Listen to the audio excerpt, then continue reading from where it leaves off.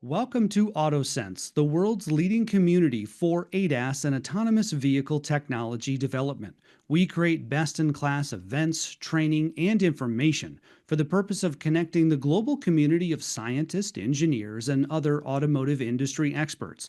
One such expert joining us today is Amir Bar Niv, Vice President of Marketing and Business Strategy for the Automotive Business Unit of Marvell. And Amir, welcome to AutoSens. Good to see you, friend. Hi, Carl. Happy to be here. This is an exciting event, and I'm really looking forward to see you there, all of you. And equally exciting, Amir, this switch to Ethernet and zonal architectures. So what will the switch to Ethernet and zonal architectures do for sensors and any applications that may be tied to those sensors? So to start with, the main benefit of using Ethernet all the way to the sensor is the fact that we are now using a standard-based solution for the cameras, the radar, the LiDAR, unlike all the other connectivities that have been used until today that were more proprietary type of interconnects. Once it's Ethernet, then we can also join all the other benefits of Ethernet, including features like security, timing, timing-sensitive network, switching, virtualization. These are all features of Ethernet that already proven over 40 years of experience with Ethernet in many other applications, including automotive. And now we can enjoy those benefits all the way to the sensors, the cameras, etc. When we are talking on zonal architecture specifically, the biggest advantage of zonal architecture is the local aggregation in the car that you can use, for example, like Ethernet switch that aggregate traffic from many devices in this area of the car and using very short cables from those devices to the zonal switch. And then the backbone is all based on Ethernet. Cameras today are still connected point-to-point directly to the central unit. Now with Ethernet, we can connect those cameras with very short cable directly to the zonal switches, and again, enjoy the benefit of short cables and high-speed aggregation over Ethernet. I think there is maybe another very big benefit for automotive by using cameras over Ethernet, which is the capability to share cameras between domains. So for example, today we have domains like ADAS and infotainment. Each one has its own cameras that are connected to the SoC of the ADAS or the infotainment point to point. When we have the cameras running over Ethernet, we can easily share the traffic from the central switches into those SoCs without the need to duplicate the number of cameras in the car. So it brings a lot of benefits while helping also over time to reduce the cost of the system and the connectivity, the in-vehicle network that serve those sensors. Amir, keeping with that same train of thought, what is the state of Ethernet adoption right now? And then further to that, where might we see it in, say, the next 5 years or so?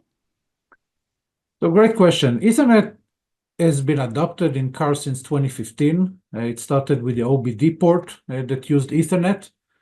By 2020, we saw a major adoption of Ethernet, in addition to other protocols in the car like FlexRay and CAN, LIN.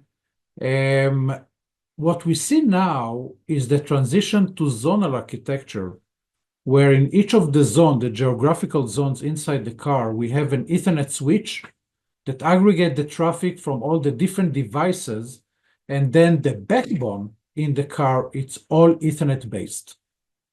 And that means that the number of Ethernet ports in the car is growing almost exponentially and will continue to grow in the next 5 years. We expect that most of the cars will be zonal by 2030, and this is part of the adoption of Ethernet for the in-vehicle network. We're speaking with Amir Bar Niv, Vice President of Marketing and Business Strategy for the Automotive Business Unit of Marvell. And Amir, this backbone that we're talking about, this zonal architecture backbone, will it open the door to new applications, whether that's LiDAR, thermal cameras, self-driving applications? What's your perspective there? So the solution that is being proposed today for Ethernet is going to be used across the board for all type of sensors, starting from cameras, radar, lidars, I would say even more advanced radar and lidar that going to generate much bigger traffic in the range of gigabit per second. So we expect it to be across the board for all the sensors inside the car to be used over Ethernet. What are camera bridges, Amir? Tell us about camera bridges and then ultimately what that will do for the driving experience. So the camera bridge is the device that is inside the camera that take the native interface of the camera, which is MIPI interface, usually D-Fi, and convert it to a different protocol in order to send it over the cables inside the car. Until today, it was used by different protocols like GMSL or FPD-Link. That, as I said in the beginning, they are more proprietary solution. But now we are coming with a new line of bridges that will convert this MIPI interface into Ethernet. So the output of the camera is already going to be Ethernet. It's going to be based on IEEE standard that has been developed. There is a few version that already been developed that is adopted in the cars. Now there is other version that specifically addressing the asymmetrical nature of those sensors, okay, to be able to transmit in high speed and receive commands and control in low speed. So IEEE is now developing a new standard for that under the task force of 802.3 DM. It will enable to easily integrate those cameras into the Ethernet-based backbone, okay? It will enable to connect them over the zonal architecture, as I explained below. It will enable, as a matter of fact, a cost-effective solution with an upgrade to all the Ethernet features that we already discussed, okay? And that's really why there is a lot of excitement in the industry now for cameras over Ethernet. Amir Bar Niv, Vice President of Marketing and Business Strategy for the Automotive Business Unit of Marvell.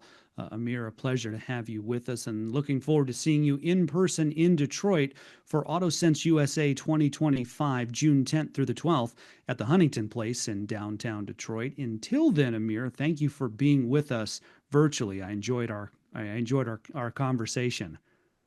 Thank you, Carl. It was a pleasure. And again, looking forward for these exciting events, in Detroit and later in Barcelona, where we're going to present our new technology for cameras and sensors over Ethernet.